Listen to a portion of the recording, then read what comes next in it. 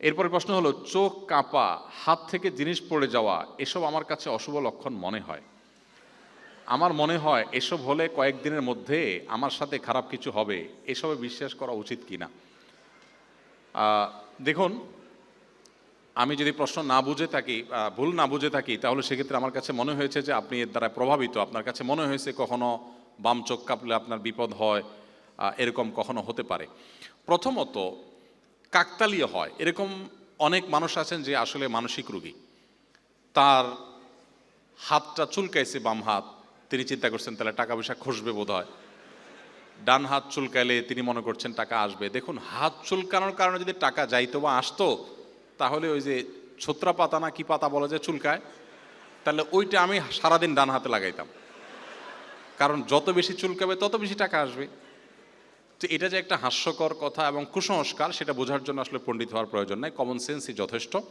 এখন একটা কথা হলো, অনেকের এমন হতে পারে যে আমার বাম চোখ লাফাইলে কি হবে। আমি বলি, বাম চোখ লাফাইলে চোখের ডাক্তারের কাছে যাবেন। কিন্তু আমরা অনেকে মনে করি যে বাম চোখ লাফাইলে বোধহয় আমার কোনো বিপদ আসে। তো হতে পারে কাকতালীয়ভাবে আপনার বাম চোখ লাফাচ্ছিল আর হঠাৎ করে আপনার একটা বিপদ আসছে, হতে পারে। একবার নয়, বারবার এরকম হতে পারে। কিন্তু এটা নেহায়েতি কাকতাল। হয়তো আপনার বিপদটা এমনিই আসতো, আপনার হয়তোবা এই বিপদটা আসার আগ দিয়ে আপনার শরীরে অন্য কোনো সমস্যাও হয়েছে, আপনার খেয়াল করেন নাই, কিন্তু বাম চোখ লাফাইলে বিপদ আসে, এই কুসংস্কারটা বাজারে বা মার্কেটে বা সমাজে প্রচলিত থাকার কারণে এখন আপনারা রিলেট করতে পারছেন। হয়তো আপনার বিপদ আসার আগ দিয়ে আপনি হয়তো গরু গোশত দিয়ে ভাত খাইছেন, হতে পারে। আপনি সেটা খেয়ালই করেন নাই যে গরু গোশত দিয়ে খাইলাম আর তারপরে বিপদ আসলো, ওটা আপনি হয়তো খেয়ালই করেন নাই।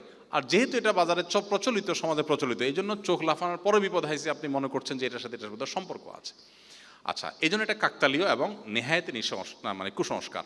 কখনো এগুলো বিশ্বাস করা আমাদের জন্য জায়েজ, এটা ইমানের সাথে অসঙ্গতিপূর্ণ বিষয়। সাধারণ শিক্ষার্থী ইসলাম সম্পর্কে জানার জন্য প্রাথমিক সিলেবাস কেমন হবে? একজন সাধারণ শিক্ষার্থী হিসাবে, জানার শিক্ষিত মানুষ হিসাবে আপনার ইসলাম সম্পর্কে জানার জন্য প্রথমত আপনি কোরআনে কারিমের একটা বাংলা অনুবাদ রাখবেন আপনার ঘরে। সম্ভব হলে কিছুটা সংক্ষিপ্ত তাফসীর সহকারে, কোনো ভালো একজন আলেম বা ইমাম বা একজন প্রাজ্ঞ আলেমের তত্ত্বাবধানে করতে পারলে ভালো হয়। আপনি একটু একটু করে পুরো কোরআনটা পড়ে শেষ করবেন, একবার হলেও পুরো কোরআনটা অর্থ সহকারে বুঝে পড়বেন।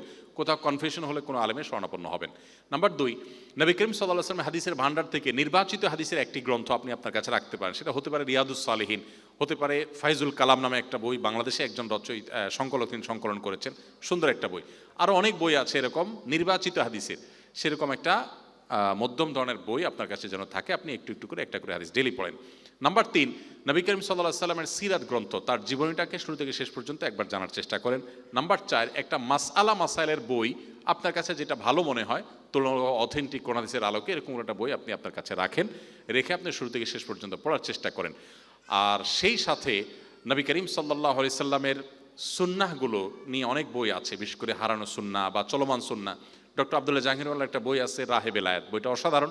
এই বইটা থাকতে পারে আপনার পাঠ্য তালিকা।